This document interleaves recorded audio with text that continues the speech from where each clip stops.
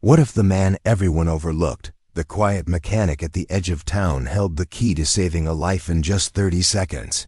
When Admiral Charlotte Taylor's helicopter made an emergency landing in the small mountain town of Willowbrook, her military training told her she was stranded for hours, maybe days. But Lyndon Clark, a single father who fixed lawn mowers and farm equipment, took one look at her aircraft and said, "Give me half a minute." What began as a desperate mechanical failure turned into a reckoning with rank, with assumptions, and with a second chance at love neither of them saw coming. This is the story of a mechanic who fixed more than engines. He mended a heart that had forgotten how to trust. And an admiral who learned that sometimes the most powerful command is simply letting someone else take the lead before we jump back. And tell us where you're tuning in from, and if this story touches you, make sure you're subscribed, because tomorrow I've saved something extra special for you. The morning mist clung to the valley floor like a whispered secret, threading between the pine trees that surrounded the small mountain town of Willowbrook, Colorado. From inside his modest repair shop tucked between Maple Street and the old railway tracks, Lyndon Clark could hear the distant rumble of thunder rolling across the peaks, though the sky above still showed patches of blue between gathering storm clouds. Lyndon stood hunched over the engine of a 1987 John Deere tractor, his weathered hands dark with grease and motor oil, his mind focused on the rhythmic tap-tap of his wrench against a stubborn bolt. The shop smelled of WD-40 fresh coffee and the faint sweetness of pine sap that drifted in through the open bay doors. A transistor radio on his workbench crackled with classic country music, Johnny Cash's deep voice mixing with the occasional burst of static as the approaching storm interfered with the signal. At 34, Lyndon had the kind of face that spoke of long hours under hot sun and cold mountain mornings, lined around the eyes from squinting at small parts, calloused hands that could diagnose an engine problem by sound alone, and the quiet confidence of a man who had learned to fix anything that broke. His brown hair was perpetually mussed, streaked with premature silver that his late wife Emma used to tease him about, saying it made him look distinguished. Now 3 years after losing her to cancer, he simply forgot to look in mirrors most days. The shop itself was a testament to organized chaos.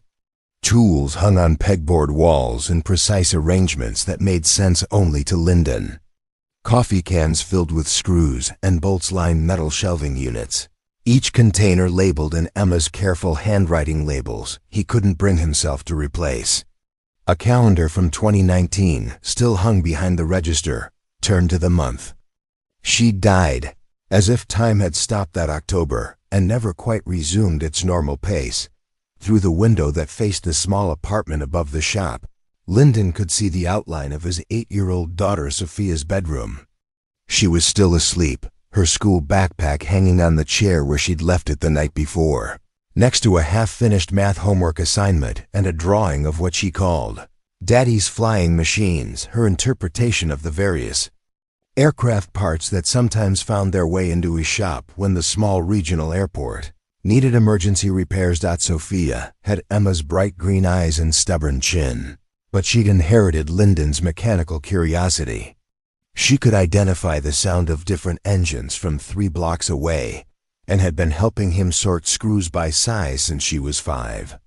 The local elementary school teachers often remarked on her unusual knowledge of automotive systems, though they were less enthusiastic about the grease stains that seemed to permanently decorate her school clothes. The tractor engine finally gave up its secrets with a satisfied click as the bolt loosened.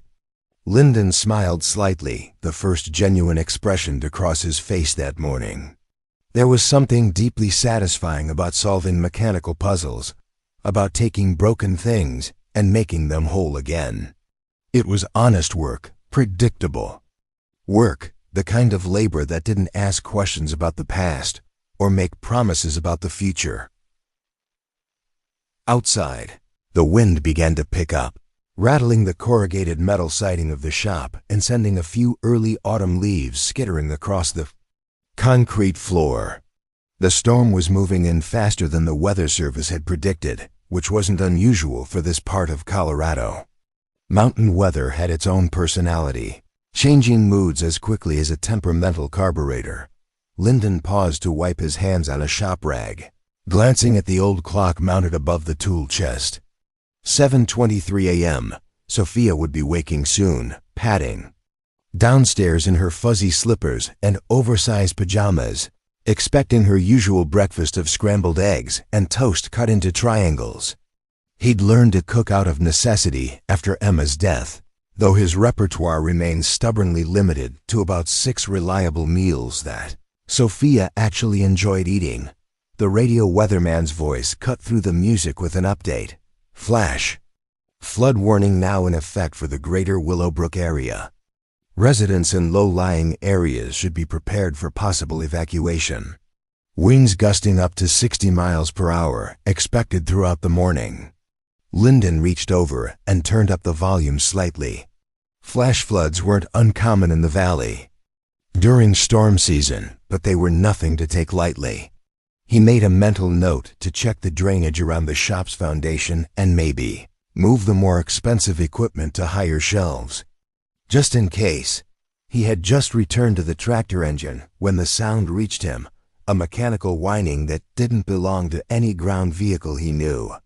It started low and grew progressively louder, accompanied by the distinctive thrum-thrum of rotor blades cutting through thick air. A helicopter, and from the sound of it, struggling, Lyndon straightened, wiping his hands instinctively on his jeans as he walked toward the open bay door.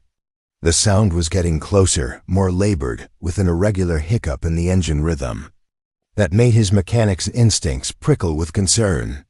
He stepped outside just as the aircraft appeared over the tree line, flying lower than any helicopter should be, its nose pitched at an angle that suggested the pilot was fighting to maintain control.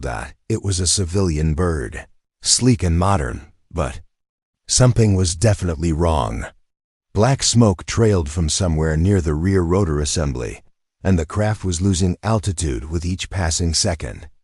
Lyndon shielded his eyes against the wind and swirling debris as the helicopter circled once, twice, the pilot clearly looking for somewhere safe to set down. The nearest flat ground was the empty lot behind Hendrick's abandoned gas station, about 200 yards from Lyndon's shop. It wasn't ideal, scattered with old tires and rusted car parts, but it was the only option in a town, built into the side of a mountain. The helicopter began its descent, wobbling slightly as it fought against the increasing wind gusts. Lyndon found himself walking toward the landing site without conscious decision, his mechanical curiosity overriding any sensible caution. Emma used to tease him about this tendency to gravitate toward broken things, saying he collected wounded machines the way some people collected stray cats. She hadn't been wrong. There was something about a mechanical problem that called to him like a puzzle begging to be solved. Above him, the helicopter touched down with a hard thump that suggested the landing hadn't gone exactly as planned. The rotor blades began to slow, their rhythmic chopping gradually fading into the background noise of wind and distant thunder. Through the cockpit window, Lyndon could see a figure in a flight suit, bent over what appeared to be instrument panels, hands moving with the quick, efficient gestures of someone running through emergency procedures. The storm was getting closer now, the first fat raindrops beginning to spatter against the dusty ground. Whatever had brought this aircraft to his quiet corner of Willowbrook, Lyndon had a feeling his peaceful morning was about to become significantly more complicated. The cockpit door opened with a sharp metallic click, and Lyndon got his first clear look at the pilot who had just executed what appeared to be a textbook emergency landing in less than ideal conditions. She was tall, maybe 5'8", with dark hair pulled back in a regulation-tight bun that had somehow remained perfectly neat despite what must have been a harrowing few minutes of flight time. Her flight suit was crisp and professional, marked with patches and insignia that Lyndon didn't recognize but which clearly indicated serious aviation credentials. What struck him most, however, was the controlled frustration in her movements as she climbed down from the aircraft. This was someone accustomed to machinery that worked when it was supposed to work, someone for whom mechanical failure represented not just inconvenience, but a fundamental disruption of order and planning. "Ma'am," Lyndon called out as he approached, raising his voice to be heard over the wind. "You okay?" That looked like a rough landing. She turned toward him, and he found himself looking into sharp gray eyes that seemed to take in everything about him in a single glance. The grease-stained work shirt, the calloused hands, the small-town mechanic's posture that came from years of bending over engines. Her expression was professional but wary, the look of someone trained to assess potential threats and assets with equal efficiency. "The aircraft is experiencing hydraulic failure in the tail rotor assembly," she said, her voice carrying the crisp authority of someone accustomed to giving briefings. "I managed to auto-rotate down, but she's not flying anywhere until that system is repaired or replaced." Lyndon nodded, walking slowly around the helicopter while keeping his hands visible and non-threatening. He'd learned over the years that pilots, especially military-trained ones, could be particular about who got close to their aircraft. "Mind if I take a look? I do some work for the regional airport when they need extra hands." Preparing and narrating this story took us a lot of time, so if you are enjoying it, subscribe to our channel. It means a lot to us. Now back to the story. The woman, he still didn't know her name, hesitated for a moment, then gestured toward the tail section. "Hydraulic fluid is leaking from somewhere near the tail rotor gearbox. Lost pressure about 10 minutes ago, started getting severe vibration and control issues." As they walked toward the rear of the aircraft, Lyndon could smell the distinctive odor of hydraulic fluid mixed with hot metal and electrical components. The helicopter was definitely newer than most of the aircraft he'd worked on, but the basic principles would be the same. Fluid goes in one end, pressure builds up, mechanical systems respond. When fluid leaked out, everything else stopped working properly. "You based out of Denver?" he asked, crouching down to examine the tail assembly more closely. Up close, he could see a small but steady drip of reddish hydraulic fluid, forming a puddle on the ground beneath the gearbox housing. "I was heading to a meeting in Grand Junction," she replied, which didn't exactly answer his question, but told him she wasn't inclined to share personal details with strangers. The weather report said this storm system wasn't supposed to move in until this afternoon. Lyndon chuckled, running his fingers along the hydraulic lines he could see without actually touching anything. Mountain weather doesn't read weather reports. Storm probably got bored sitting around and decided to show up early for the party. He could see the problem now, a hairline crack in one of the high-pressure hydraulic lines, probably caused by metal fatigue or vibration over time. It was the kind of failure that could happen to any aircraft, military or civilian, especially one that saw regular use in demanding conditions. The good news was that it was fixable. The bad news was that it would normally require specialized parts and several hours of labor. "How long until you can get a repair crew out here?" the pilot asked, glancing at the increasingly dark sky above them. Lyndon stood up, wiping his hands on his shop rag while he considered the question. "In this weather? Probably not until tomorrow morning, maybe longer if the storm's as bad as it looks like it's going to be." The regional airport doesn't keep a helicopter maintenance crew on staff. They contract that out to a service in Colorado Springs. The pilot's jaw tightened almost imperceptibly. This was clearly not the answer she'd been hoping to hear. "What about ground transportation? Is there a car rental agency in town?" "Afraid not. Closest thing would be Murphy's Used Cars, but he's not going to have anything suitable for mountain driving in a storm like this." Lyndon paused, studying the woman's face. There was something urgent in her bearing, a sense that whatever meeting she'd been traveling to wasn't the kind of appointment you could simply reschedule. "This meeting of yours, is it important?" For the first time since climbing out of the helicopter, the pilot's professional composure cracked slightly. "It's time-sensitive. There are people depending on me to be there." Lyndon looked back at the hydraulic leak, then at the storm clouds that were now definitely moving in their direction. The first real drops of rain were beginning to fall fat and heavy, splattering against the helicopter's windscreen and forming dark spots on the dusty ground. "Tell you what," he said, making the kind of decision that Emma used to say would either get him in trouble or make him a hero, sometimes both.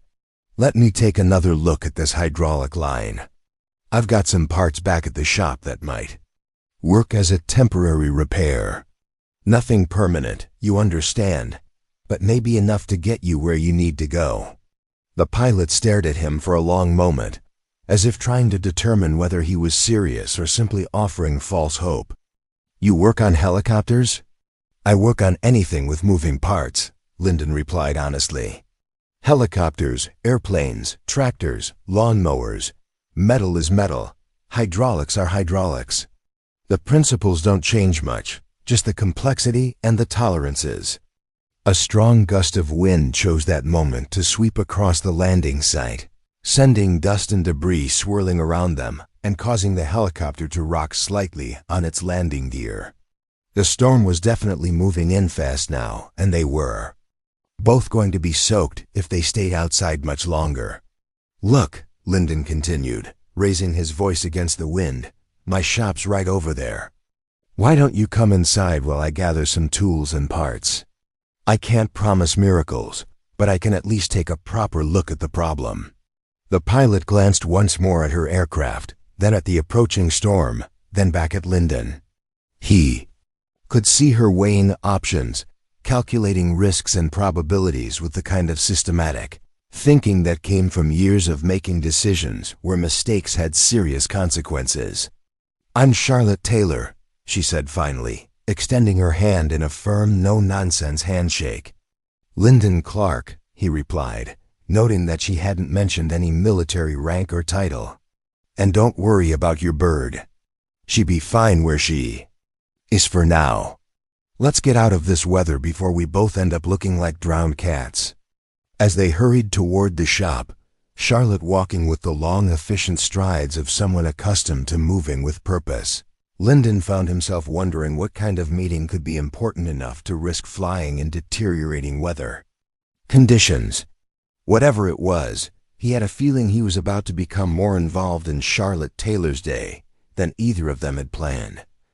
Inside the warmth of the repair shop, Charlotte Taylor stood with the controlled stillness of someone trained to assess unfamiliar environments quickly and thoroughly. Her gray eyes swept across the organized chaos of tools, parts, and works in progress, taking in details that most civilians would miss: the precision with which equipment was arranged, the cleanliness that spoke of professional pride, the subtle signs that this was a serious workspace run by someone who understood machinery at a fundamental level. Lyndon busied himself pulling tools from various drawers and cabinets, assembling the kit he'd need to properly diagnose and potentially repair the hydraulic system failure. A basic set of wrenches, some specialized fittings, a bottle of hydraulic fluid, and several lengths of high-pressure hose that he kept in stock for agricultural equipment repairs. "Coffee?" he offered, nodding toward the pot that had been brewing. "Since dawn. It's not gourmet, but it's hot and strong." "Thank you," Charlotte replied, accepting the offered mug with both hands, clearly grateful for the warmth. Up close, in the better light of the shop, Lyndon could see that she was older than he'd initially estimated, probably early 30s, with the kind of weathered competence around her eyes that came from years of making difficult decisions under pressure. Outside, the storm was intensifying rapidly. Rain now hammered against the metal roof of the shop with increasing intensity, and the wind howled through the gaps around the bay doors with a sound like a living thing in pain. Through the windows they could see the helicopter rocking gently on its landing gear, buffeted by gusts that would make any repair work extremely difficult. "So," Lyndon said, taking a sip of his own coffee, "what's so important in Grand Junction that you're willing to fly through weather like this?" Charlotte hesitated, clearly weighing how much information to share with a stranger. "It's a personnel matter. Someone under my command is facing serious charges, and there's a hearing scheduled for this afternoon. If I'm not there to testify on their behalf." She trailed off, but Lyndon could fill in the blanks. Someone's career, maybe their entire future, was hanging in the balance, and Charlotte Taylor was the kind of person who took that responsibility seriously. "Military?" he asked, though the answer was obvious from her bearing, her vocabulary, and the way she automatically straightened her posture when discussing official business. "Navy," she confirmed. "I'm stationed at Peterson Air Force Base, working on a joint services project." Again, she didn't mention rank or specifics, but Lyndon was beginning to understand that Charlotte Taylor was someone accustomed to operating at levels where information was shared on a need-to-know basis. A particularly violent gust of wind shook the building, followed immediately by a sharp crack of thunder that seemed close enough to rattle the windows. Both of them instinctively looked toward the door, knowing that working on the helicopter in these conditions would be dangerous at best, impossible at worst. "Storm's getting worse," Lyndon observed unnecessarily. "But the good news is, these mountain storms tend to blow through pretty quickly. Give it an hour, maybe two, and we should have a window to work." Charlotte checked her watch, a precise military-issue timepiece that probably cost more than Lyndon made in a month. "The hearing is scheduled for 1400 hours. It's currently 0830. Even if the weather clears in 2 hours, that's cutting it very close. Lyndon was about to respond when a small voice from the stairs interrupted their conversation. "Daddy, are you talking to someone?" Sophia appeared at the bottom of the staircase, still wearing her pajamas but with her school backpack slung over one shoulder, her hair tousled from sleep, but her eyes bright with curiosity. She took in the scene, her father with a stranger in military-style clothing, the sound of the storm outside, the collection of tools laid out on the workbench, and immediately understood that something unusual was happening. "Sophia, this is Ms. Taylor," Lyndon said, moving automatically into father mode. Her helicopter had some mechanical trouble, and she needed a place to wait out the storm.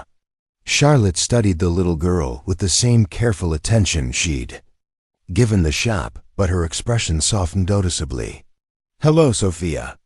I hope I'm not causing too much trouble for you and your father. Are you a real pilot?" Sophia asked, approaching with the fearless curiosity that 8-year-olds brought to new situations. "I saw your helicopter land. It looked scary."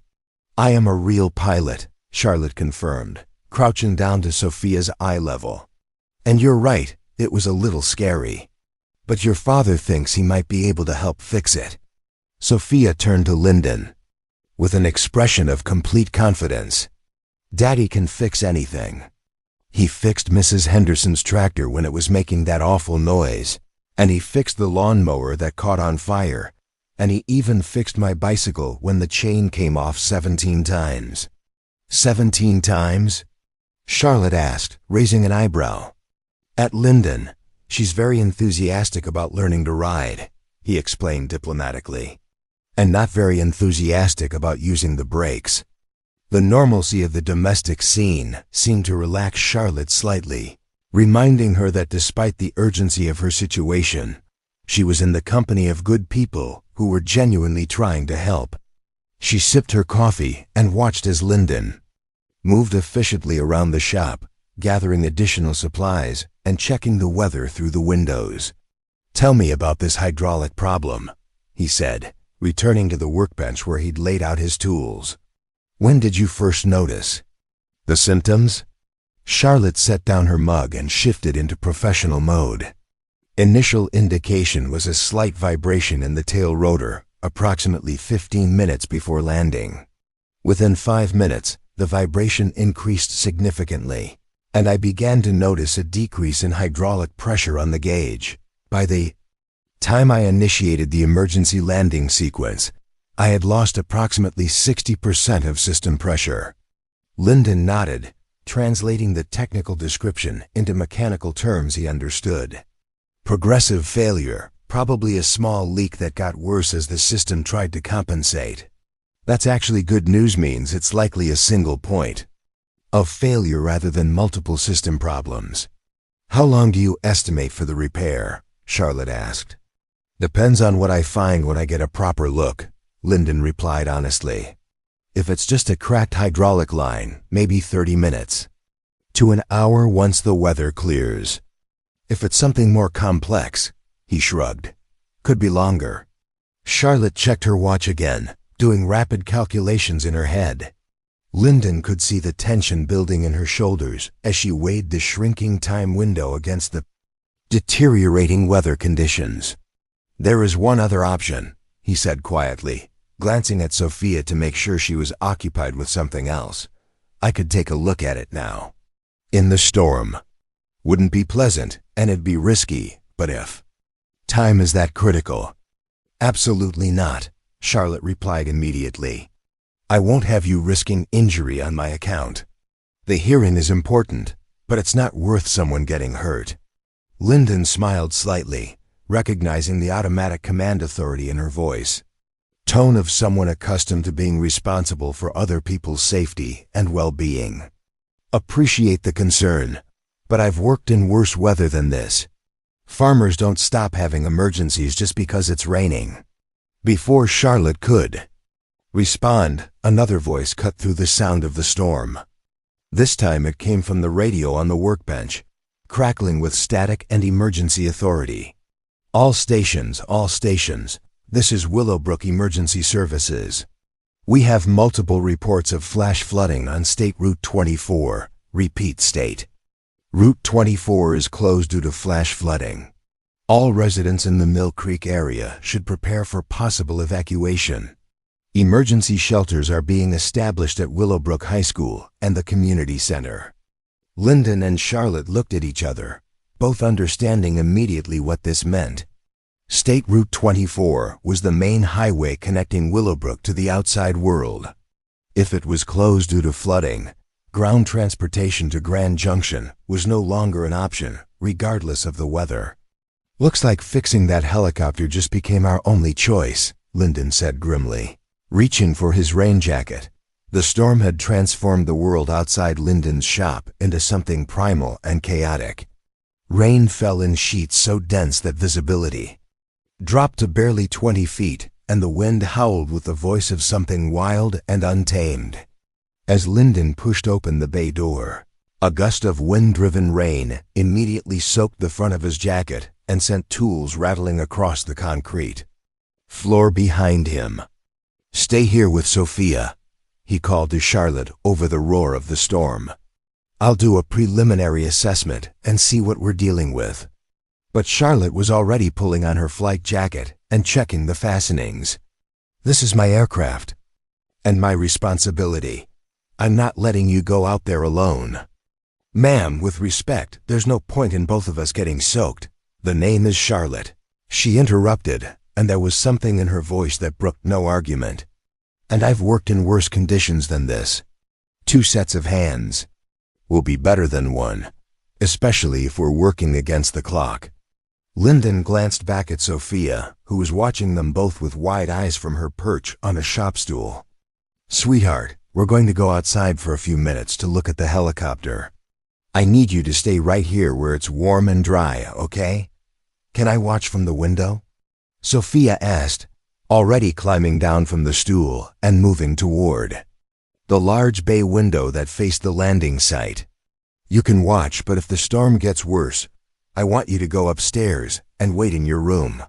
And if anyone comes to the shop while we're outside, don't open the door for anyone you don't know.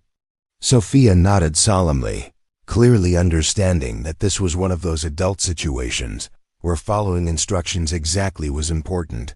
Lyndon grabbed a heavy-duty flashlight and a toolbox specifically designed for outdoor work, then led Charlotte into the storm. The moment they stepped outside, the full force of the weather hit them like a physical blow. Rain stung their faces and hands. The wind tried to knock them off balance. And the noise was so overwhelming that they had to walk close together to communicate at all. The helicopter looked small and vulnerable in the storm, rocking gently on its landing gear as each gust of wind tested the limits of its stability. Hydraulic fluid had mixed with rainwater to form a reddish puddle beneath the tail section, and Lyndon could see that the leak was actually worse than it had appeared in the brief calm period when Charlotte had first landed. "We need to get underneath to see the source of the leak," he shouted to Charlotte, who was already kneeling beside the aircraft, running her hands along the landing gear to check for any storm damage. Working together, they managed to position themselves beneath the tail boom, using the aircraft itself as partial shelter from the driving rain. Lyndon's flashlight beam revealed the hydraulic system in detail, a complex arrangement of lines, pumps, and reservoirs that looked more sophisticated than anything he was used to working on, but which followed the same basic principles as every hydraulic system he'd ever encountered. "There," Charlotte said, pointing to a section of high-pressure line about 3 feet from the main gearbox. "Can you see the crack?" Lyndon followed her gesture and spotted the problem immediately. The hydraulic line had developed a hairline fracture that was slowly widening under pressure, allowing fluid to spray out in a fine mist that was immediately dispersed by the storm. It was exactly the kind of failure that could happen to any aircraft metal fatigue caused by thousands of hours of vibration and pressure cycles. "Good news and bad news," he called to Charlotte. "Good news is, it's a simple line failure. Bad news is, this particular line is going to be tricky to replace in these conditions." Charlotte nodded, water dripping from her hair despite the protection of her flight cap. "What do you need?"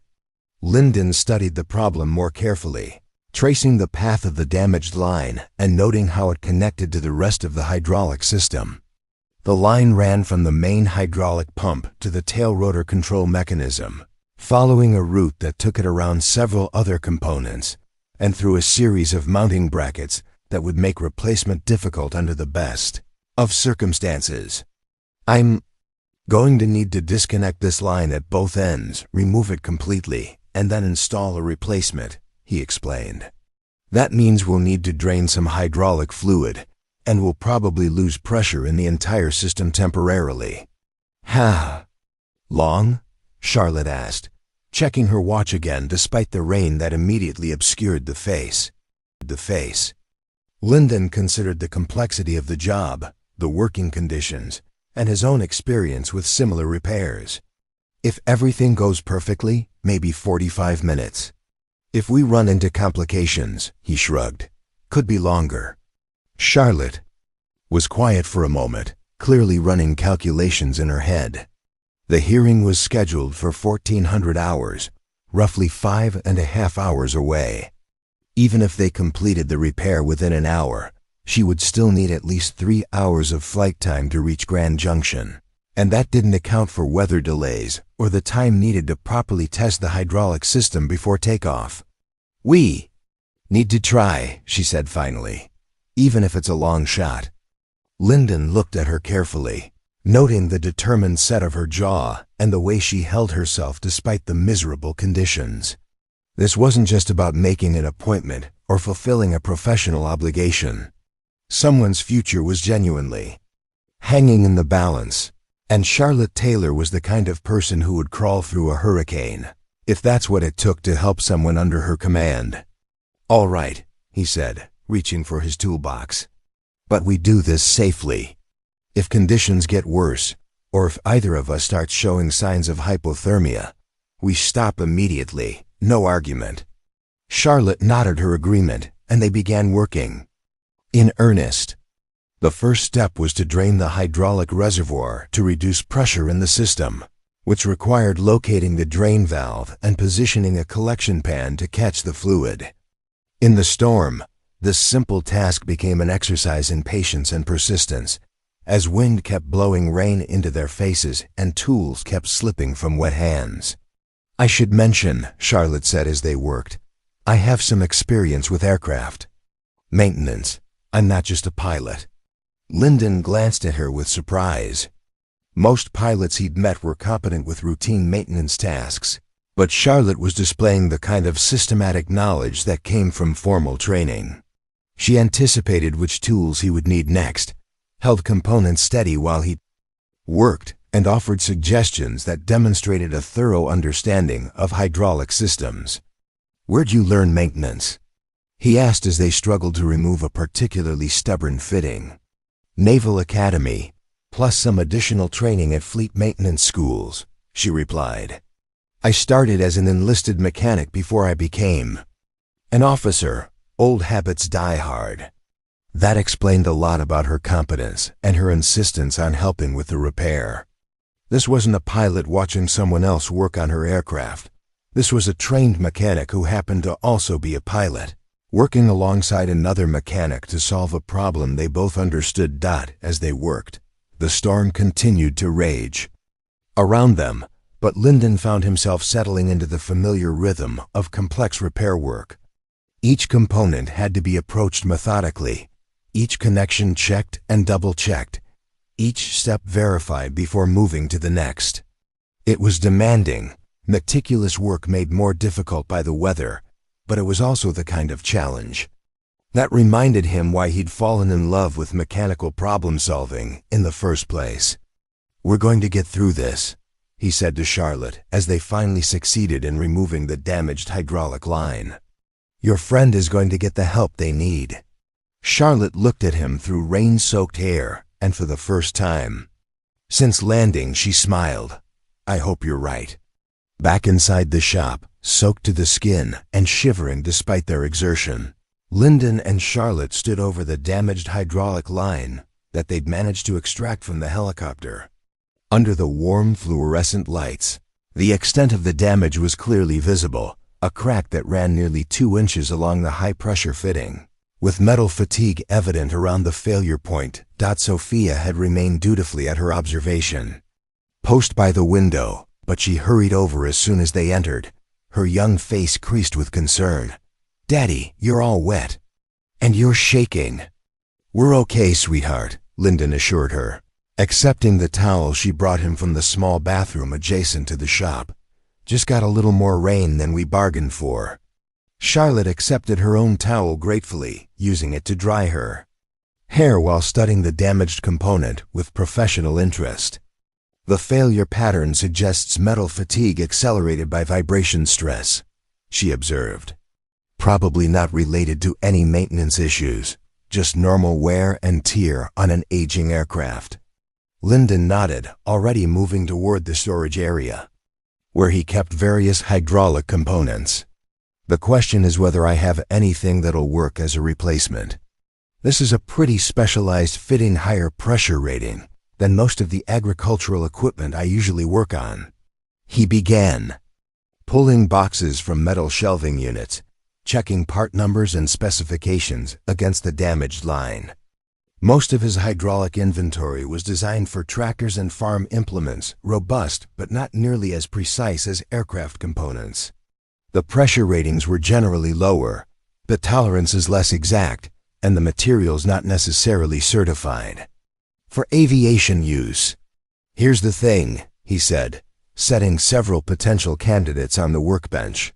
"I've got parts that might work mechanically, but I can't guarantee they'll meet aircraft certification standards.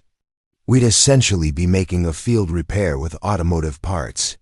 Charlotte examined the components he'd laid out, her expression thoughtful. "What's your assessment of the safety margins?" "Honestly, for a short flight in good weather conditions, probably fine. These fittings are actually overbuilt for most applications, and the pressure requirements aren't that different from what I work with regularly." Lyndon paused, meeting her eyes directly. "But I can't give you the kind of certification that military protocols probably require." Before Charlotte could respond, Sophia piped up from where she'd been listening with the frank curiosity of 8-year-olds. "Is this like when you fixed Mr. Patterson's combine harvester with parts from the Koga lawn mower?" Lyndon smiled despite the seriousness of the situation. "Similar principle, sweetheart. Sometimes you have to be creative when you don't have the exact right part." Charlotte looked between father and daughter, clearly processing this information and weighing it against her own decision-making framework. Military protocols existed for good reasons. Aircraft maintenance standards were written in blood, learned through decades of accidents and near misses. But sometimes real-world situations demanded real-world solutions, even if they didn't fit neatly into regulatory frameworks. "Tell me about Mr. Patterson's combine harvester," she said to Sophia. Sophia's face lit up with the joy of telling a story where her father was the hero. "It was making this terrible grinding noise, and he said it would take 2 weeks to get the right part from the company. But Daddy figured out that a part from Mrs. Henderson's broken lawnmower was almost the same, so he modified it to fit, and it worked perfectly. Mr. Patterson said Daddy saved his whole wheat harvest." Charlotte turned back to Lyndon. "Modified it how?" "Machined new threads to match the mounting points, adjusted the pressure relief settings, did some basic metallurgy to make sure the materials were compatible," Lyndon explained. "Not rocket science, just careful engineering." As he spoke, Lyndon was already beginning to see how he might adapt one of his available fittings to work with Charlotte's helicopter. The basic components were similar, both designed to handle high-pressure hydraulic fluid under demanding conditions. The differences were mostly in the specific thread patterns, mounting configurations, and pressure ratings. "I'd need to machine some custom adapters," he continued, warming to the technical challenge. "Probably take about 30 minutes of careful work to get everything fitted properly. Then we'd need to reinstall it, refill the hydraulic system, and run some pressure tests to make sure everything holds." Charlotte checked her watch again, performing the same time calculations that had been running in the back of her mind since landing. Even with the modified repair approach, they were looking at least another hour and a half of work, plus whatever time it took for the storm to clear enough for safe flight operations. "There's something else you should know," she said quietly, glancing at Sophia and then back to Lyndon. "The person I'm trying to help, they're facing court-martial charges related to an aircraft maintenance issue.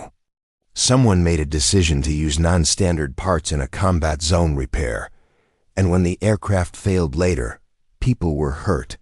Lyndon felt a cold weight settle in his stomach. He understood immediately what Charlotte was telling him, that his suggestion to use modified automotive parts echoed exactly the kind of decision that had led to someone else facing serious legal consequences. "But," Charlotte continued, "I was there when that repair was made. I know the mechanic involved, and I know they made the best decision they could with the information and resources available at the time. Sometimes perfect is the enemy of good. Enough, especially when lives are on the line." She looked directly at Lyndon, her gray eyes steady and serious. "I'm willing to accept the risk of using your modified parts, not because I'm reckless, but because I trust your judgment and your expertise. The question is whether you're comfortable with that responsibility." Lyndon was quiet for a long moment, thinking about Emma and the conversations they used to have about his tendency to take on other people's problems. She'd worried that his desire to help would eventually get him into a situation where good intentions weren't enough to protect him from the consequences of difficult decisions. "Daddy always helps people," Sophia said into the silence, her young voice carrying the absolute confidence that children had in their parents. "That's what makes him the best mechanic in the whole world." Looking at his daughter, at her unwavering faith in his abilities and her simple certainty that helping others was always the right choice, Lyndon made his decision. "Let's fix your helicopter," he said to Charlotte, "and let's get you to that hearing on time." The makeshift repair work began in earnest as the storm continued to rage outside. Lyndon had set up a workspace on his main workbench, with the damaged hydraulic line positioned under a magnifying lamp that cast harsh white light across the metal components. Charlotte stood beside him, no longer the stranded pilot seeking help, but a skilled mechanic working alongside an equal. The thread pitch on your aircraft fitting is 24 threads per inch, Lyndon explained, measuring the damaged component with precision calipers. My closest match is 20 threads per inch, which means I'll need to machine new threads on both the fitting and the adapter. Charlotte nodded, already anticipating the next steps. What about pressure tolerance? The system operates at 3,000 psi during normal flight operations. This fitting is rated for 3,500 psi, Lyndon replied, holding up the automotive part he'd selected. Should handle the load with room to spare, assuming my thread work is clean. Sophia watched from her perch on a nearby stool, fascinated by the precision work unfolding before her.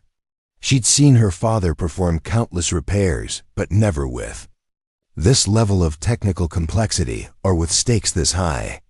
The urgency in both adults' movements was palpable, even to an 8-year-old. Lyndon fired up his small lathe, a precision machine that he'd inherited from Emma's father and had maintained in perfect working condition.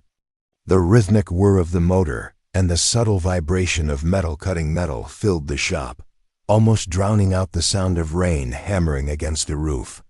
"Daddy," Sophia said during a brief pause in the machining work, "why is this helicopter different from the farm equipment you usually fix?" "Good question, sweetheart," Lyndon replied, not looking up from his work. "Farm equipment is built to be tough and reliable, but it doesn't have to be as precise as aircraft components. When you're flying, everything has to work perfectly because there's no safe place to stop if something breaks." Charlotte smiled at the explanation, noting how naturally Lyndon shifted into teaching mode when talking with his daughter. "Your father's right, Sophia. In aviation, we have a saying, any landing you can walk away from is a good landing, but any landing where you can use the aircraft again is a great landing. Is that why you're so worried about getting to your meeting?" Sophia asked with the directness that only children possessed. Charlotte paused, clearly weighing how much to share with a young audience. "There's someone who needs my help, someone who made a difficult decision under pressure. If I can't get there to speak for them, they might face serious consequences for doing what they thought was right." Lyndon looked up from the lathe, meeting Charlotte's eyes across the workbench. He understood the weight she was carrying, the responsibility for another person's future, the knowledge that her testimony might be the difference between justice and injustice. "We'll get you there," he said simply, returning to his work with renewed focus. The thread-cutting process required absolute precision. Too shallow, and the fitting wouldn't hold pressure. Too deep, and the metal would be weakened beyond safe limits. Lyndon worked with the methodical patience of someone who understood that haste was the enemy of accuracy, even as the clock continued to tick toward Charlotte's deadline. "Tell me about the lathe," Charlotte said, clearly recognizing the quality of the machine despite its age. "It belonged to my wife's father," Lyndon explained, adjusting the cutting depth by fractions of an inch. "He was a tool and die maker. Taught me that precision work is about understanding your materials and respecting your equipment." "Your wife, what was her name?" "Emma." Lyndon's voice carried the particular softness that came when speaking of someone deeply loved and deeply missed. "She used to say I collected broken things because I needed to prove that everything could be fixed." Charlotte was quiet for a moment, understanding that she was being trusted with something personal and significant. "Was she right?" Lyndon paused in his work, considering the question. "Maybe, but she also taught me that sometimes fixing things means accepting that they'll never be exactly the same as they were before. The repair becomes part of the story." As if to punctuate his words, the lathe completed its final pass, and Lyndon held up the newly modified fitting. Under the bright work light, the machined threads gleamed silver and perfect, cut with the precision that would make the difference between success and catastrophic failure. "That's beautiful work," Charlotte said, examining the component with a professional eye. "I've seen factory-certified parts with less precise tolerances. Now comes the real test. Lyndon replied, gathering the tools they'd need to reinstall the repaired system. "We need to get back out to your helicopter." The storm had not diminished during the hour they'd spent working inside. If anything, the wind seemed stronger, and the rain was falling with the kind of relentless intensity that spoke of weather systems stalled over the mountains. But the clock was running, and they had no choice but to work in the conditions they faced. This time, they moved more efficiently. Charlotte helped Lyndon carry the necessary tools and parts, and they positioned themselves beneath the helicopter's tail section with the practiced coordination of a team that had worked together for years rather than hours. "I need you to hold this fitting in place while I thread the connections," Lyndon called to Charlotte over the roar of the storm. "The tolerance is tight, so even a small shift could cross-thread the assembly." Charlotte braced herself against the aircraft structure and held the component exactly where Lyndon indicated, her hands steady despite the cold rain that continued to soak through their clothing. Around them, the storm created a cocoon of noise and motion, but they worked within a bubble of focused concentration.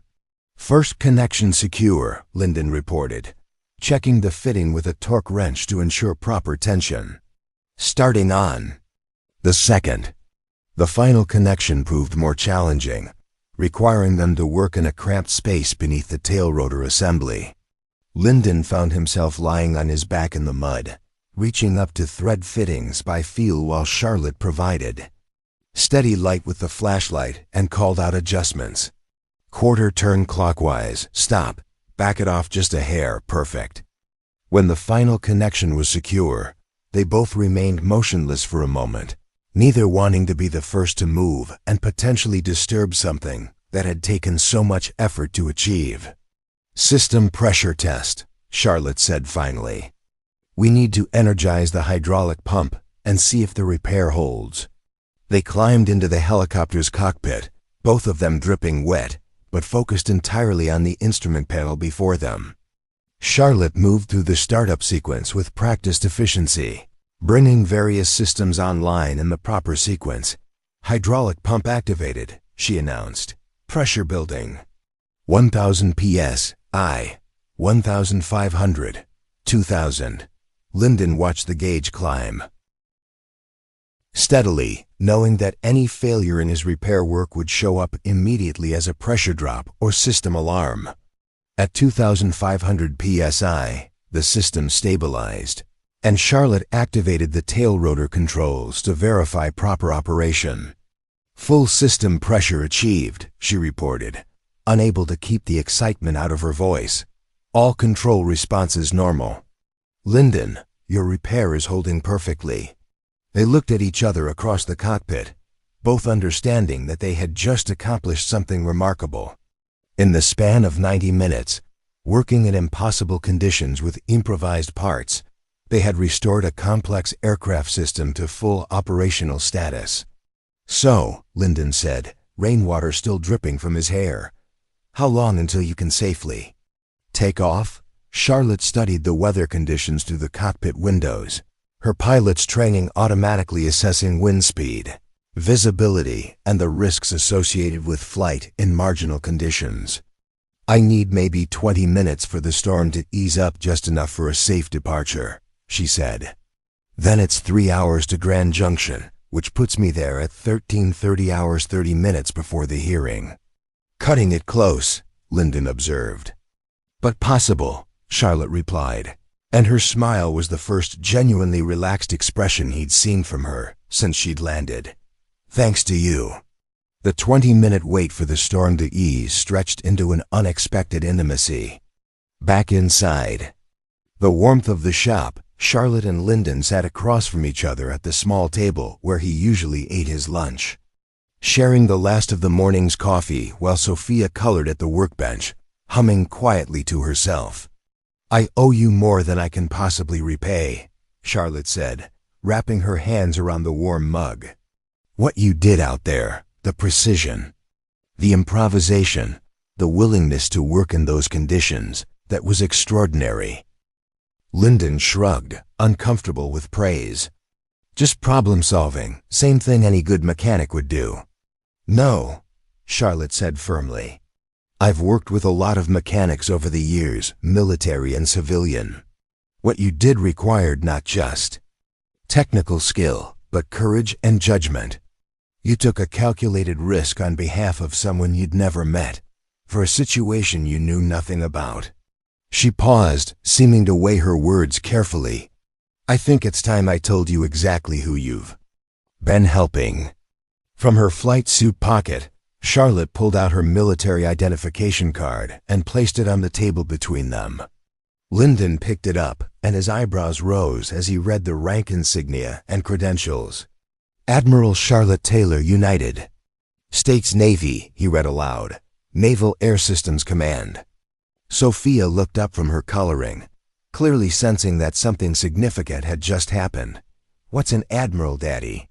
It's a very high rank in the Navy, sweetheart, Lyndon explained, still processing the information. Like being the boss of a lot of other people. Charlotte smiled at the simple explanation. Something like that. I'm responsible for a team of about 300 personnel, including pilots, mechanics, and support staff. Lyndon looked at her with new understanding.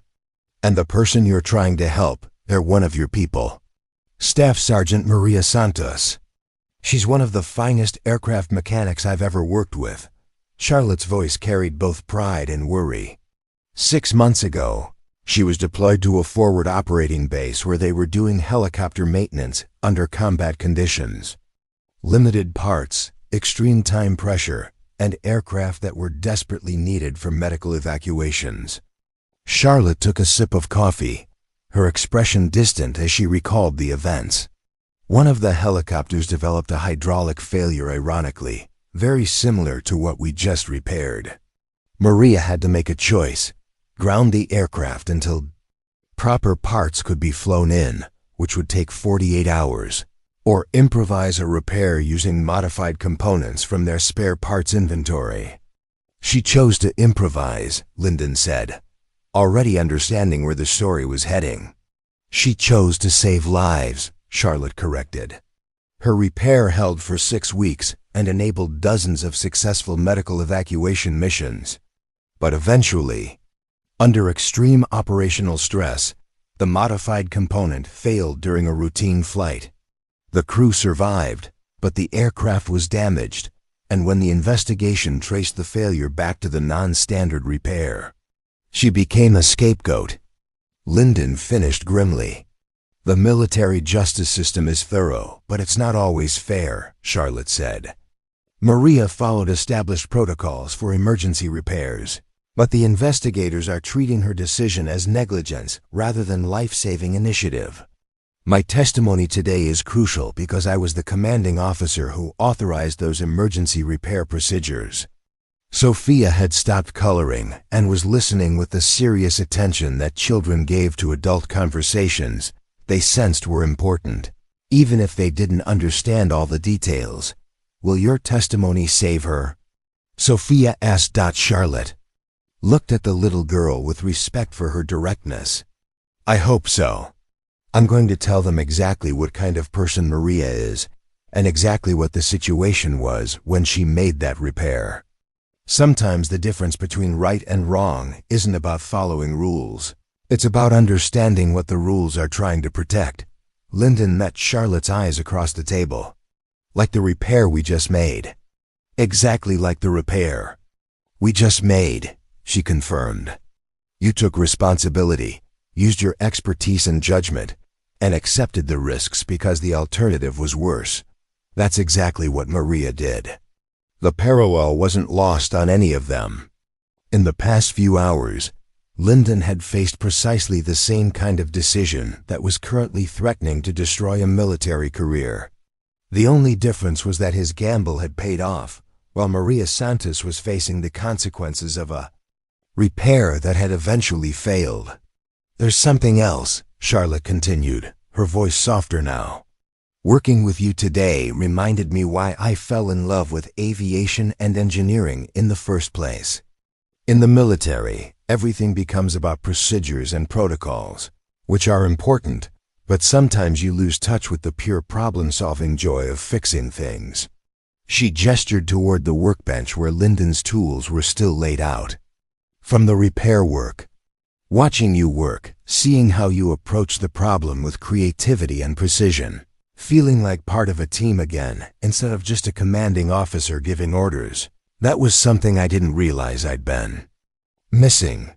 Lyndon felt something shift in the space between them, a recognition that what had developed during their crisis repair work was more than just professional respect. Charlotte had revealed not just her military rank, but something more personal, about who she was beneath the uniform and the authority. "I've been thinking," he said carefully, "about what Emma used to say about fixing things. She said the repair becomes part of the story. Maybe that's true for people too." Charlotte nodded slowly. Meaning? Meaning maybe the broken parts of our lives don't have to be hidden or forgotten. Maybe they can become the foundation for something new. Sophia looked up from her coloring again. "Like how you fixed the helicopter with parts that weren't exactly right, but they worked anyway?" Both adults smiled at her 8-year-old wisdom. "Something like that, sweetheart," Lyndon agreed. Outside, the storm was finally beginning to ease. The rain had softened from the earlier driving intensity to a steady but manageable downpour, and the wind gusts were becoming less frequent and less violent. Through the shop windows they could see patches of lighter sky appearing between the storm clouds. Charlotte checked her watch and stood up. "I need to start prep-like preparations. Even with the weather improving, it's going to be a challenging flight. Will you?" Lyndon started, then stopped, uncertain how to phrase the question. He wanted to ask, "Will I come back?" Charlotte finished for him, and there was something warm in her eyes that hadn't been there when she'd first climbed out of her helicopter hours earlier. "The thought had crossed my mind," he admitted. Charlotte moved around the table and placed her hand gently on his shoulder. "I have 3 weeks of leave coming up after this hearing concludes. If you wouldn't mind the company, I'd like to spend some of that time getting to know a mechanic who can work miracles in impossible conditions. And getting to know Sophia too," she added, looking at the little girl who was watching them both with obvious fascination. "I'd like that very much," Lyndon replied, and met it completely. As Charlotte prepared for departure, gathering her flight gear and reviewing weather reports on her phone, Lyndon found himself thinking about second chances and the unexpected ways that life could change in the span of a few hours. When he'd woken that morning, his biggest concern had been a stubborn tractor engine. Now he was watching a remarkable woman prepare to fly into marginal weather conditions to save someone's career, and looking forward to the possibility of discovering what might grow between them given time and opportunity. 3 weeks later, the morning sun painted the mountains around Willowbrook in shades of gold and amber that spoke of autumn's full arrival. The storm that had brought Charlotte into Lyndon's life had been the last of the summer weather, and the changing season had transformed the landscape into something that belonged on postcards. From his position beneath the hood of Mrs. Peterson's pickup truck, Lyndon could hear the familiar sound of rotor blades approaching from the east. He smiled to himself, recognizing the distinctive rhythm of Charlotte's helicopter, the same aircraft they'd repaired together during the storm, now running smoothly after a complete overhaul by certified military mechanics. "She's coming back," Sophia called from where she was supposed to be doing homework at the picnic table behind the shop. Instead, she was scanning the sky with the alertness of an air traffic controller. Having developed an uncanny ability to identify aircraft by sound alone, Charlotte had been true to her word about taking leave time, but her visits to Willowbrook had been complicated by the demands of the court-martial proceedings. The hearing had gone well. Staff Sergeant Maria Santos had been cleared of all charges and commended for her innovative problem-solving under combat conditions, but the administrative aftermath had kept Charlotte busy with debriefings, policy reviews, and the kind of paperwork that seemed to multiply exponentially in military bureaucracies. Still, she'd managed to fly up from Peterson Air Force Base twice a week, often arriving just as Lyndon was closing the shop for the day. They'd fallen into a comfortable routine of quiet dinners, long conversations on the porch after Sophia had gone to bed, and weekend projects that combined Lyndon's mechanical expertise with Charlotte's aviation knowledge. That this morning was different. Though, Charlotte was arriving earlier than usual, and when Lyndon looked up from the pickup engine, he could see that she was carrying a large duffel bag and what appeared to be several boxes of personal belongings. "Daddy, I think she's moving in," Sophia announced with the delighted excitement of a child who had been hoping for exactly this development. "Let's not jump to conclusions, sweetheart," Lyndon replied. But his heart was beating faster as he watched Charlotte land in the same spot where she'd made her emergency landing 3 weeks earlier. The symbolism wasn't lost on him. She was choosing to return to the place where everything had changed for both of them. Charlotte shut down the helicopter and climbed out with the efficient movements he'd come to associate with her. But there was something different in her bearing today. Less of the military precision, more of the relaxed confidence he'd glimpsed during their repair work in the storm. "Good morning, Clark family," she called as she approached the shop, her smile warm and genuine. "Good morning, Admiral Taylor." Sophia replied formally, then giggled at her own seriousness. "Good morning, Charlotte," Lyndon said, wiping his hands on a shop rag and trying to read the expression on her face. "You're earlier than usual today." "I have news," Charlotte announced, setting down her bags and looking between father and daughter with barely contained excitement. "How would you both feel about having a more permanent mechanic consultant for the local helicopter maintenance needs?" Sophia's eyes went wide. "You mean you're staying?" "I mean I've been reassigned to the regional command structure with primary responsibility for aircraft maintenance oversight at the civilian airports in this sector," Charlotte explained. "It's still military service, but it's based out of the regional airport here in Willowbrook, which means you'll be living here," Lyndon finished, understanding dawning on his face. "If that's acceptable to the local automotive and aircraft repair authority," Charlotte said with mock formality, then broke into a grin.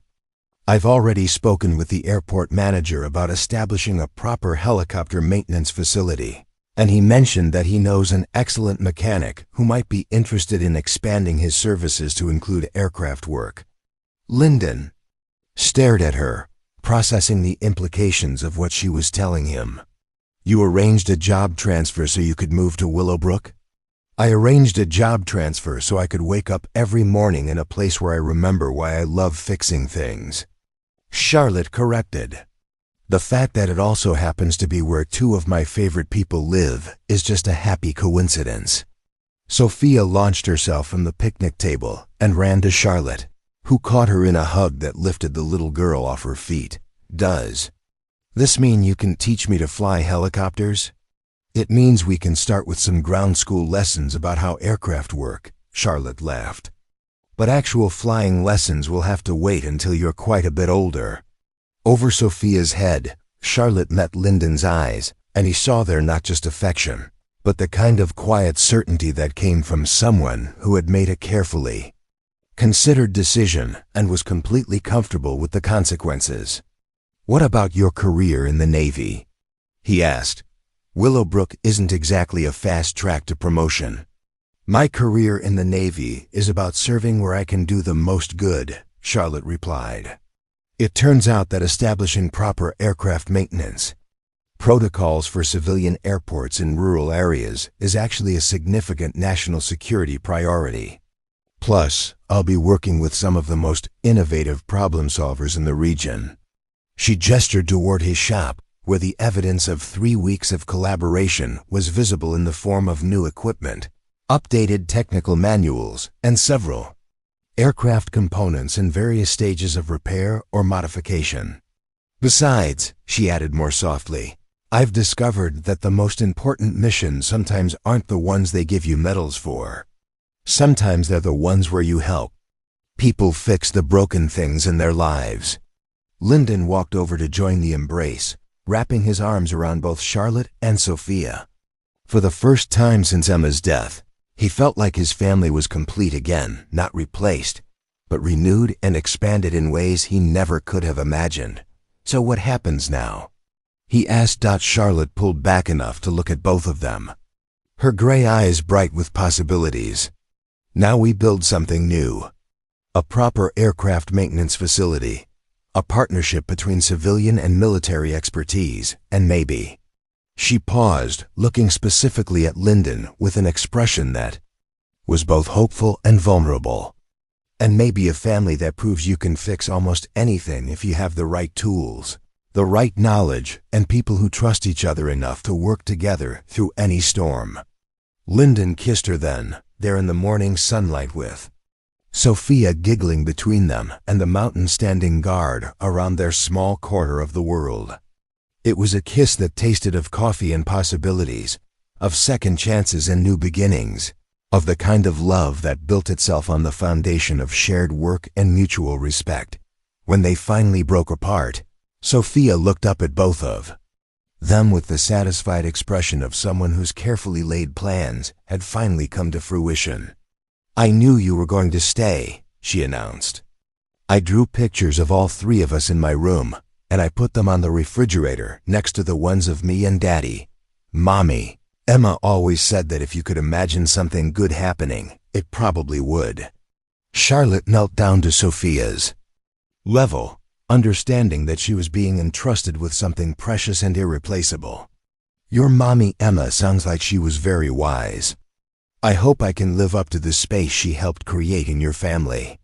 "You already do," Sophia said with the matter-of-fact certainty that only children possessed. "You fix things just like Daddy does, and you make him smile the way he used to before he got sad. Plus, you're teaching me about helicopters, which is basically the best thing ever." As the three of them walked back toward the shop, Lyndon reflected on the unexpected ways that life could reshape itself around acts of service and moments of courage. 3 weeks ago, he had been a single father living a careful, contained existence, built around the dual priorities of raising his daughter and maintaining his business.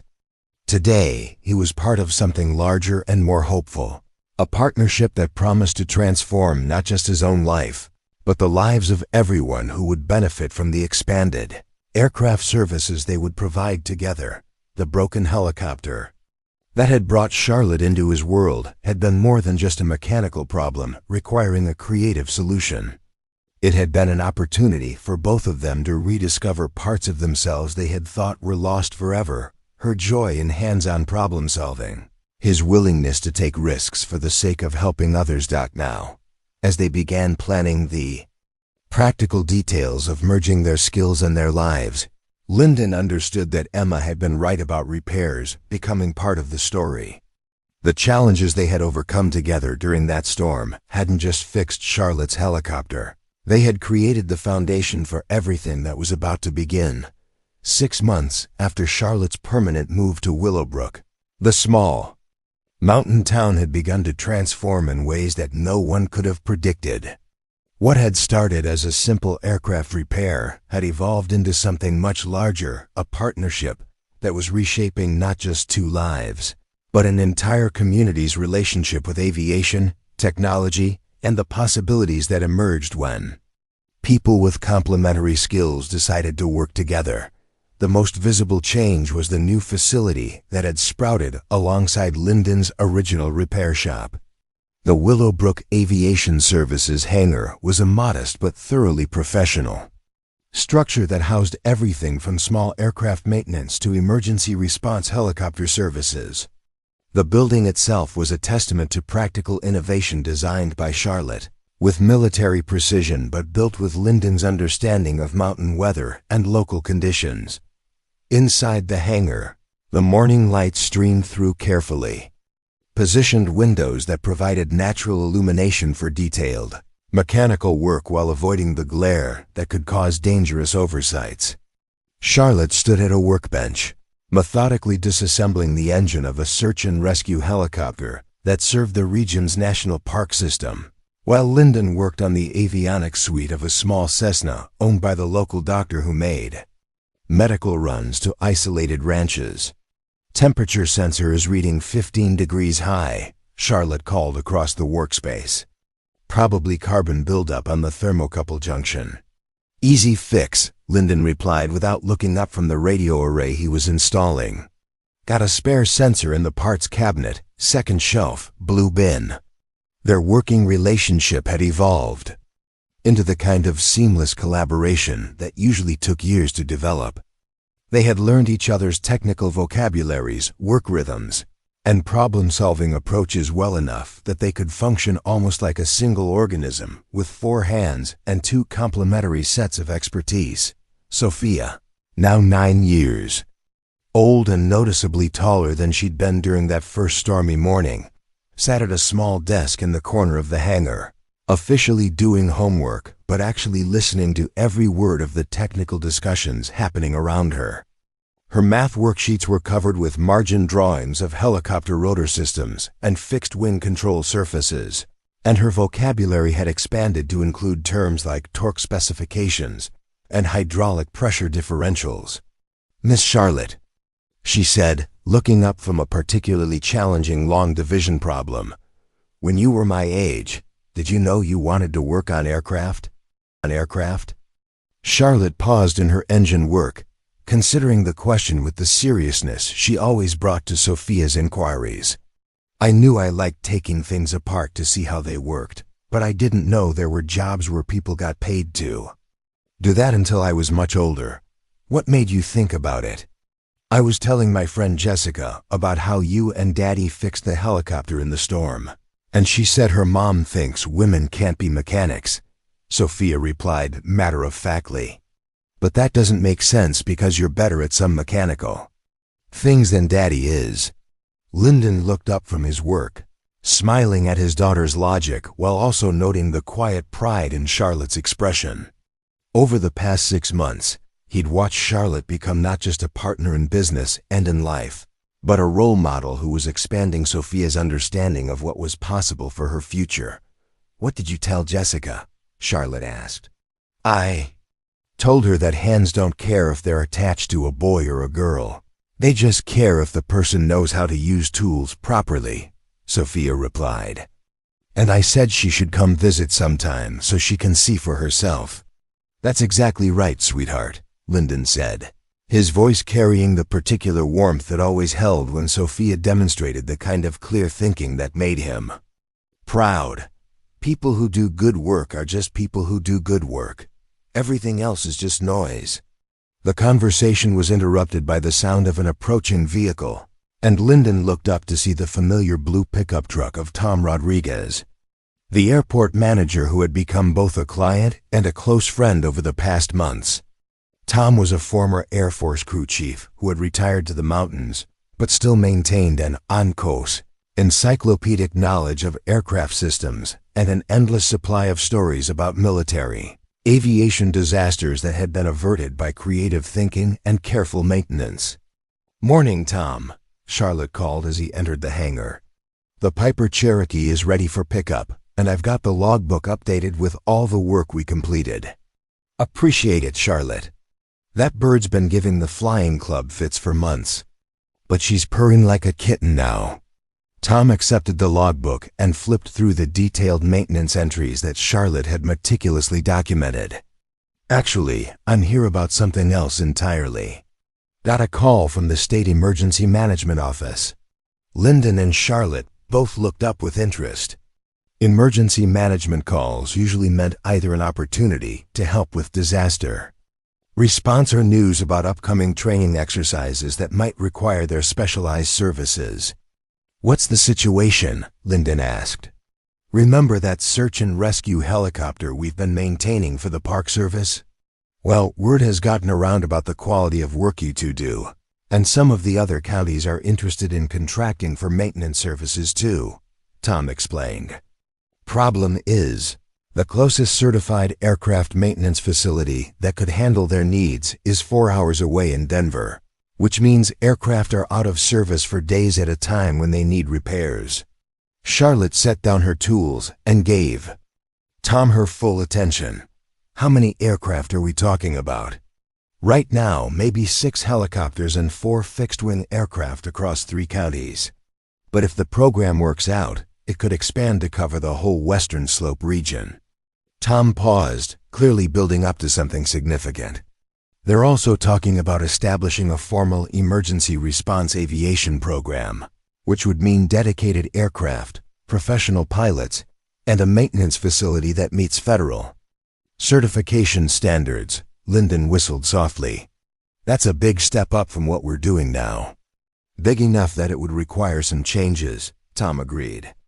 The facility would need to be expanded, additional equipment purchased, and at least one of you would need to get formal FA certification as an inspection authorization mechanic.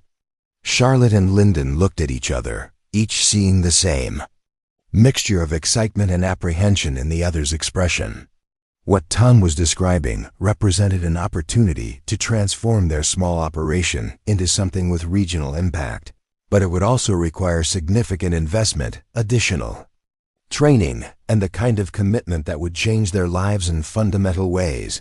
What's the timeline? Charlotte asked. They'd want to start the certification process within the next 6 months, with full operations beginning by next spring, Tom replied. It's a big commitment, but it's also the kind of program that could serve this region for decades. Sophia looked up from her homework again, clearly sensing that something important was being discussed. Would this mean more helicopters coming here? It would mean that when people get lost in the mountains, or when there are medical emergencies in places that are hard to reach by car, we'd be able to help make sure the rescue aircraft are always ready to fly, Charlotte explained. That sounds like something we should do, Sophia said, with the straightforward moral clarity that children brought to complex situations. If we can help save people, we should help save people. Lyndon smiled at his daughter's assessment, recognizing the echo of values that Emma had worked to instill and that Charlotte had reinforced through both words and actions. The decision, when viewed through the lens of service to others, became much simpler. What do you think? He asked Charlotte. Charlotte was quiet for a moment, clearly running through the practical implications of what they were considering. Additional training would mean time away from Willowbrook for certification programs. Facility expansion would require capital investment and construction during mountain winters. Federal certification would bring regulatory oversight and paperwork, requirements that were far more complex than their current operation. But it would also mean the ability to serve a much larger community, to provide critical services that could literally save lives, and to build something that would outlast both of them and continue serving the region for generations. I think, she said finally, that 6 months ago I was looking for a way to remember why I fell in love with aviation. Now I'm looking at an opportunity to use everything I've learned in service of something that really matters.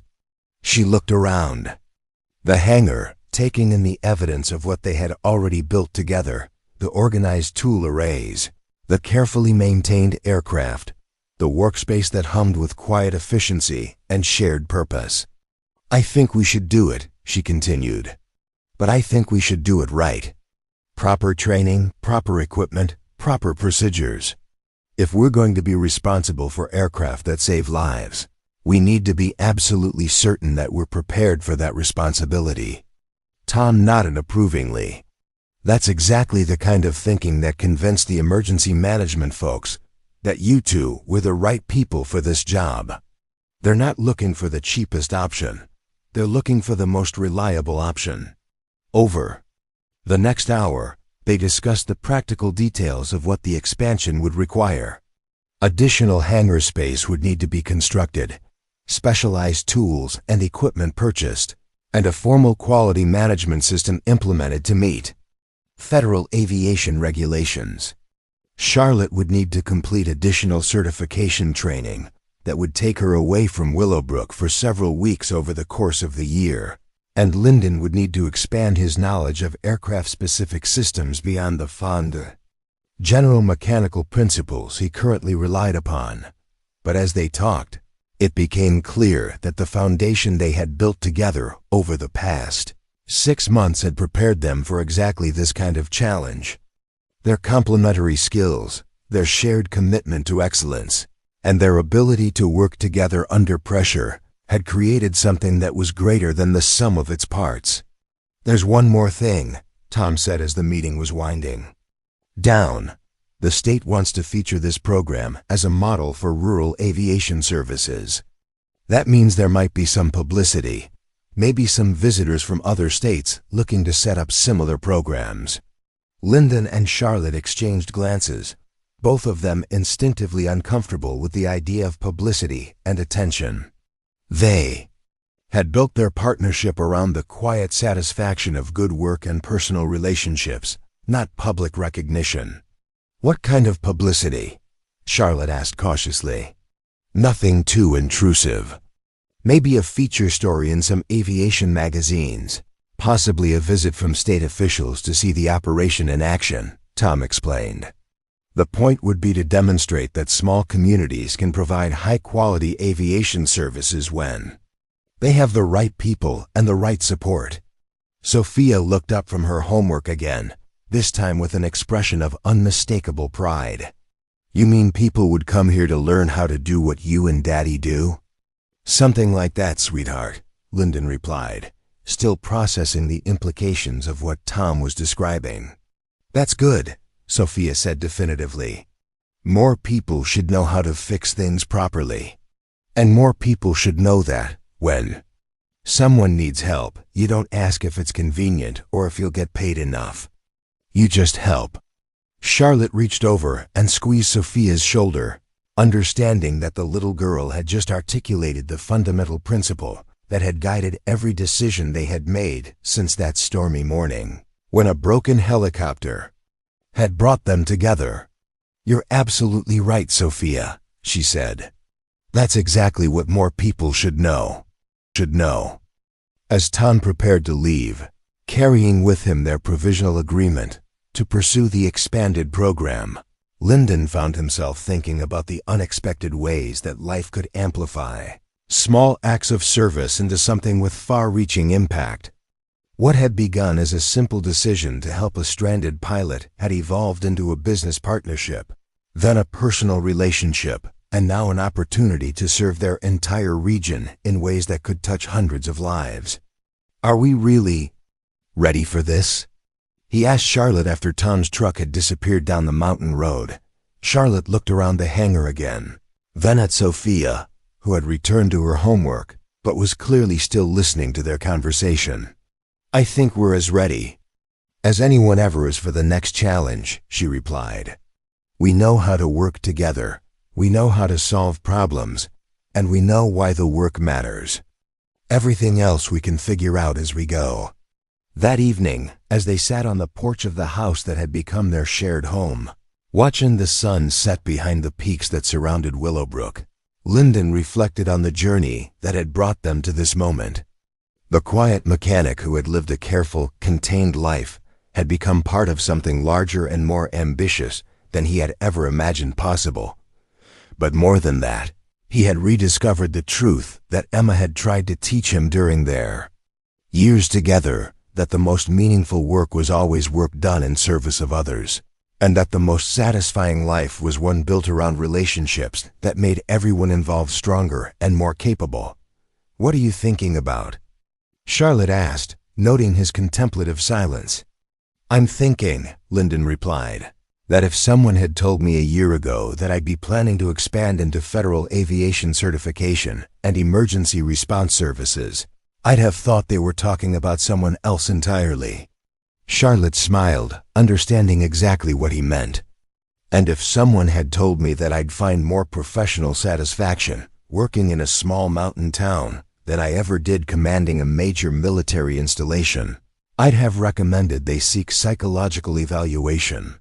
They sat in comfortable silence for a while, listening to the evening sounds of the mountains and watching stars begin to appear in the darkening sky. Inside the house, they could hear Sophia practicing piano a skill Charlotte had begun teaching her as a way to develop the same kind of fine motor control and attention to detail that served them well in mechanical work. "Do you think we're making the right choice?" Lyndon asked.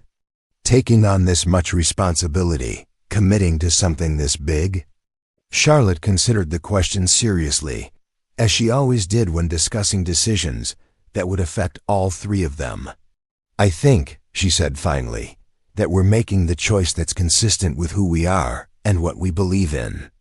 Everything else will work itself out." And as the last light faded from the western sky, Lyndon understood that she was right.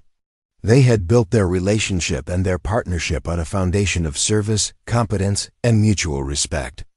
Whatever challenges the expanded program might bring, they would face them the same way they had faced every challenge so far together, with patience and skill and an unwavering commitment to doing the work that needed to be done. Today, if you drive through the winding mountain roads that lead to Willowbrook, Colorado, you'll find something remarkable hidden in this small town of barely 800 souls.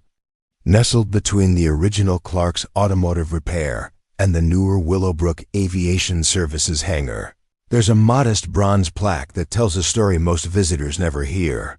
The story of how one stormy morning changed not just 2 lives, but an entire region's capacity to save lives and serve others. The plaque reads simply, "In memory of Emma Clark, who taught us that fixing broken things is an act of love, and in honor of all those who choose service over safety." But the real story isn't written in bronze.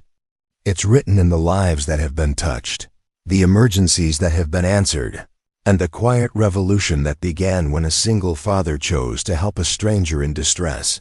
Years have passed since that expansion meeting with Tom Rodriguez, and the transformation of Willowbrook Aviation Services has exceeded everyone's most optimistic projections. What began as a simple partnership between a mechanic and a pilot has evolved into the Rocky Mountain Regional Aviation Emergency Response Center, serving a territory that spans 4 counties and includes some of the most challenging terrain in the continental United States. On this particular morning, as golden autumn light streams through the expanded hangar skylights, the scope of what Lyndon Clark and Admiral Charlotte Taylor have built together is fully visible. 3 search and rescue helicopters sit in various stages of maintenance, their bright orange paint schemes bearing the insignia of different emergency services organizations. A fixed-wing aircraft used for medical transport occupies the center bay, its engines receiving meticulous attention from a team that now includes 2 additional certified mechanics who moved to Willowbrook specifically to join this operation. But it's not just the aircraft that tell the story of transformation. On the walls of the facility, carefully framed and maintained, are dozens of photographs and letters that represent the human impact of the work being done here. There's a picture of the Henderson family, rescued from a flash flood when their ranch was cut off by rising waters.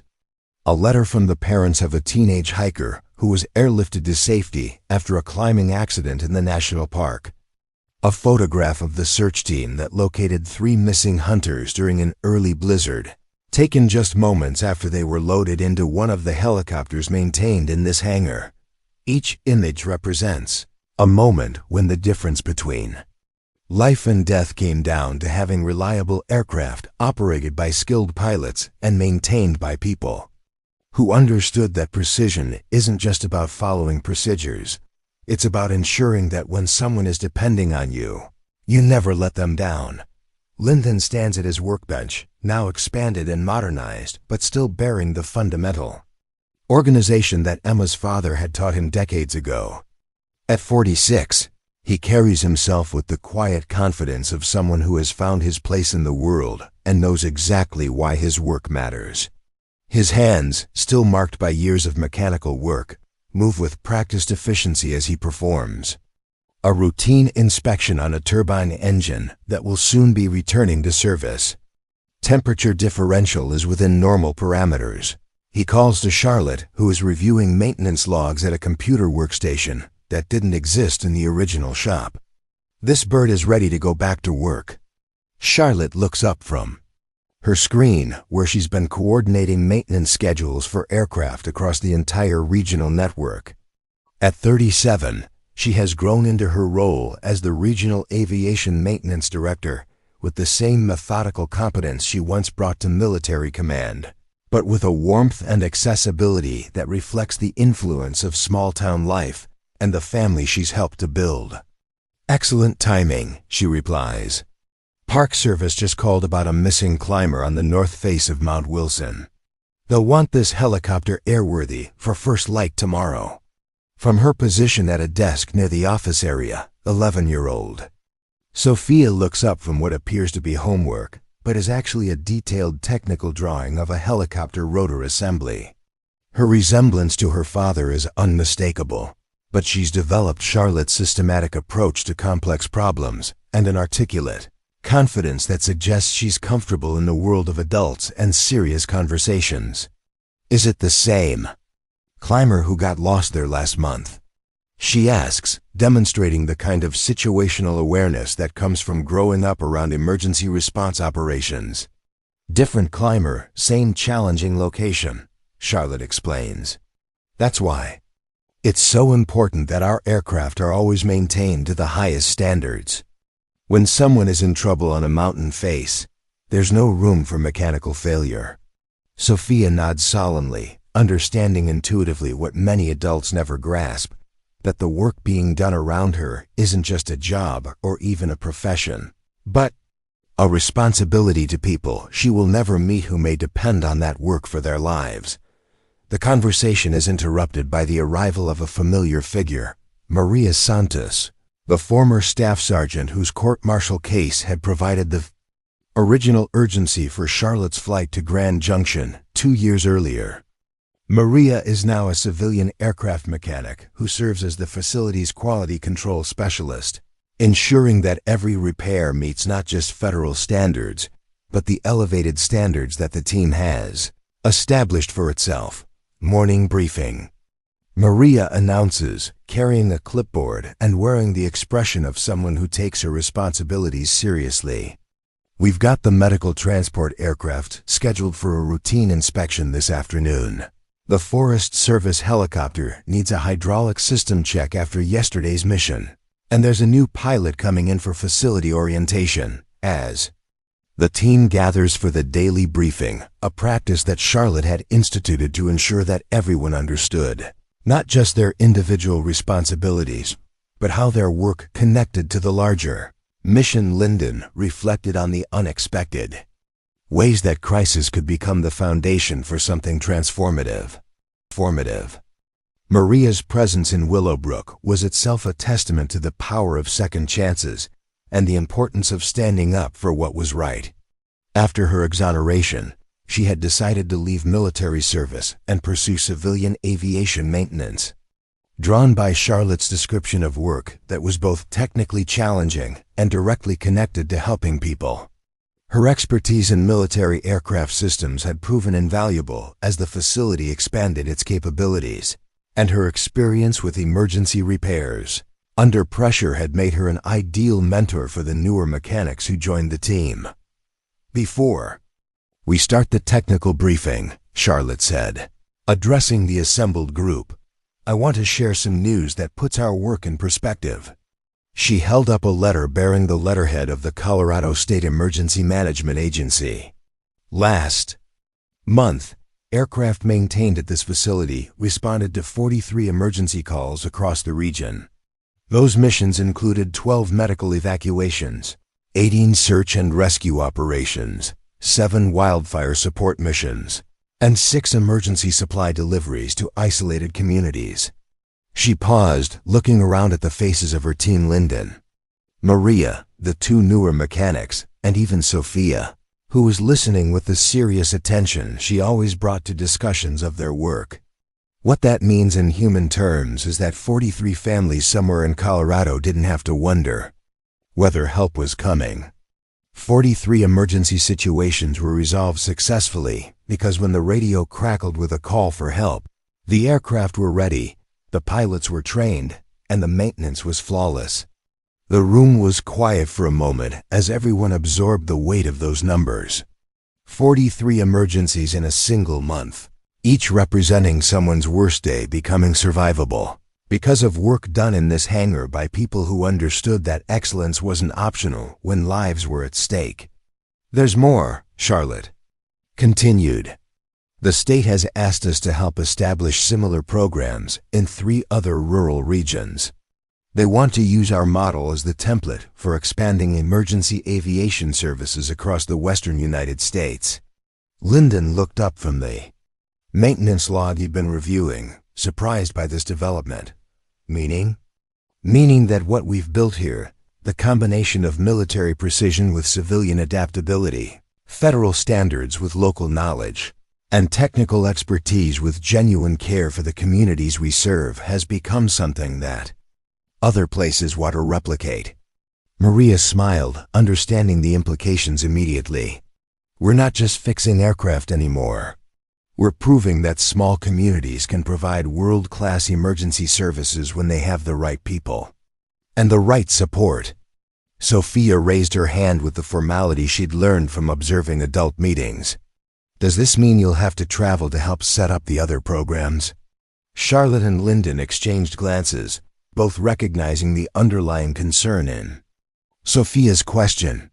Over the past 2 years, they had built their lives around the principle that work and family should reinforce each other rather than compete, and they had been careful to avoid commitments that would require extended separation.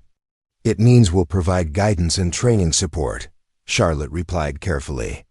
But the whole point of what we've built here is that it works because we're part of this community. We're not interested in becoming a traveling consulting service. We're interested in helping other communities build their own versions of what we have.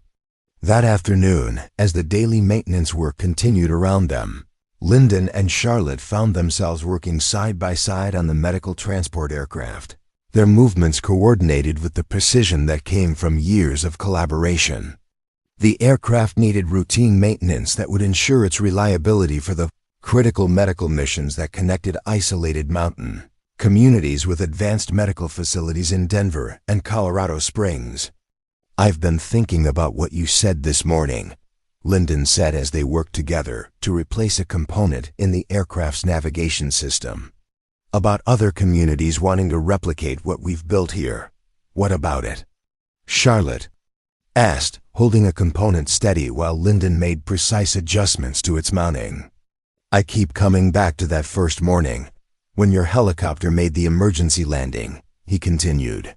If someone had told me then that helping you would lead to all this, the expanded facility, the regional program, the lives we've been able to touch, I never would have believed it. Charlotte was quiet for a moment, considering his words. Do you think you would have made a different decision if you had known how complicated it would become? Lyndon paused in his work, thinking about the question seriously.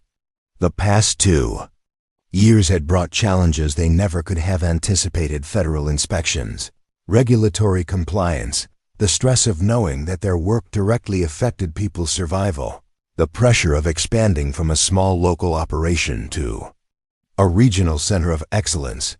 But they had also brought rewards that went far beyond professional success or financial security. There was the satisfaction of work that mattered, the pride of building something that served others, the joy of watching Sophia grow up, understanding that competence and compassion were not opposing forces but complementary aspects of a life well lived. No, he said finally. I think I would have made exactly the same choice. I just would have been more prepared for how much it would change everything. Even the parts that were difficult? Charlotte asked. Especially the parts that were difficult, Lyndon replied. Emma used to say that anything worth doing was going to be harder than you expected and more rewarding than you imagined. I think she was right. That evening, as had become their custom, the 3 of them sat on the porch of their home, the same house where Lyndon had lived as a single father, now expanded and improved, but still recognizably the place where their family had taken root.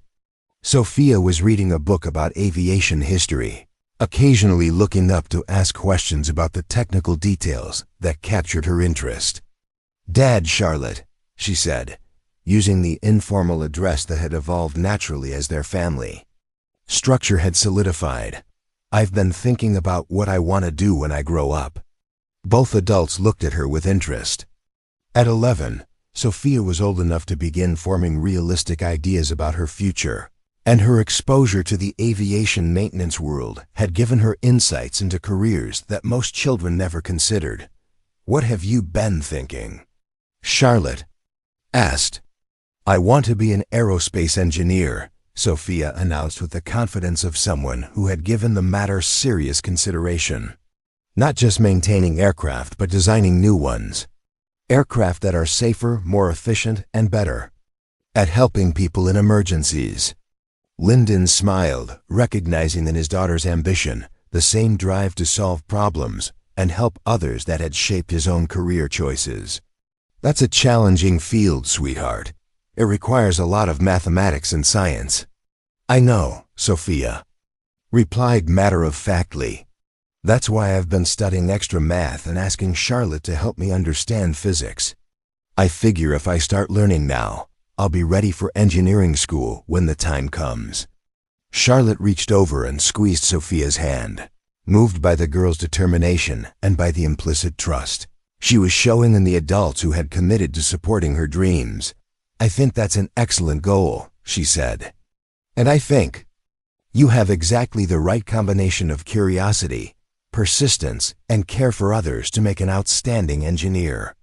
As the stars appeared in the darkening sky above the mountains, Lyndon found himself thinking about the chain of events that had brought them to this moment. A mechanical failure during a storm had connected 3 lives in ways that none of them could have predicted.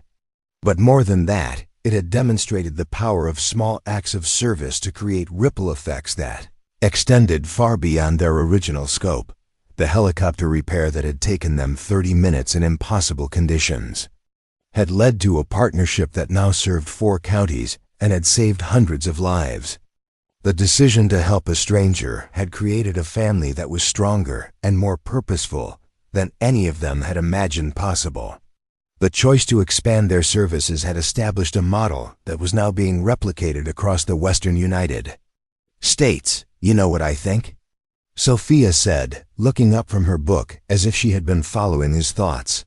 "I think when people decide to help each other, it creates more help than they expected. Like when you throw a stone in a pond and the ripples keep spreading." Charlotte and Lyndon looked at each other, both recognizing the profound simplicity of their daughter's observation. She had identified the fundamental principle that had guided every decision they had made since that first stormy morning, that service to others created exponential returns in the form of stronger communities, deeper relationships, and more meaningful work. "I think you're exactly right, sweetheart," Lyndon said. "And I think that's the most important thing anyone can learn about how to live a good life." Later that night, after Sophia had gone to bed and the mountain air had cooled to the crisp clarity that came with high altitude and clear skies, Charlotte and Lyndon stood together in the hangar, reviewing the next day's schedule and ensuring that everything was prepared for the mountain rescue mission that would begin at first light. First light. Do you ever wonder what would have happened if your helicopter hadn't developed that hydraulic failure? Lyndon asked as they performed their final equipment checks. Charlotte considered the question, thinking about the countless alternative paths that their lives might have taken if mechanical failure and mountain weather hadn't converged to bring them together. "I think," she said finally, "that we probably would have found each other eventually. Maybe not in the same dramatic way, but people who are committed to the same values and who work well together have a way of finding each other."